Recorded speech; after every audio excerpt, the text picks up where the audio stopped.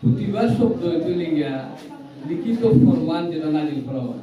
আমরা তো রোজা ফরজ হয়েছে নাকি আল্লাহ ইয়া আইয়ুহাল্লাযিনা আমানু কুতিবা আলাইকুমুস সিয়াম, হে ঈমানদাররা তোমাদের উপর রোজাকে কি করা হয়েছে, ফরজ করা হয়েছে।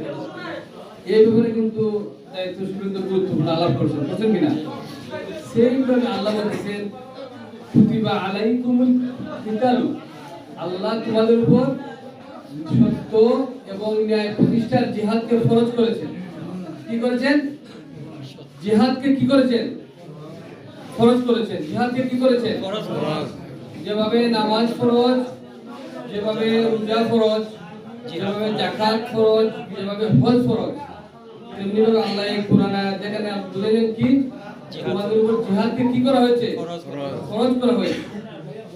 ওয়াসা আন তাকরাহু শাইয়্যা ওয়া হুয়া খায়রুল লাকুম, তোমরা কিছু কাজে অপছন্দ করো কিন্তু এটা তোমরা লাগি কল্যাণকর।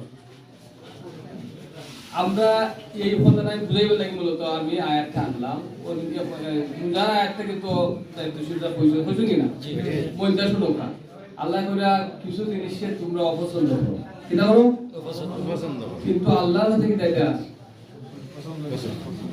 খায়রুল লাকুম, এটা তোমাদের জন্য উত্তম। যেমন আমরা দেখবান অনেক সময় আজকে প্রোগ্রামও সবাই আইছেন, প্রথম দিকে হয়তো সবাইটা চাইছেন না মনে শয়তানি কিনা করছে যাই মনে করে বুঝছেন কিনা, কিন্তু এই কাজটা কিন্তু আমরা লাগি কল্যাণ করে যদি সময় মতো আইতাম ততটুকু আল্লাহর দিনের পথের জিহাদ রে অনেকে আমরা পছন্দ করি না, করি না অনেকেই করি না, কিন্তু আজকে অনেক জায়গা মুজাহিদরা জিহাদ করে, কিন্তু আমরা অনেকে পছন্দ করি না। না করা মানে আল্লাহ বলে তোমরা যেটা অপছন্দ করো আসলে এটা তোমরা লাগি তা কল্যাণকর।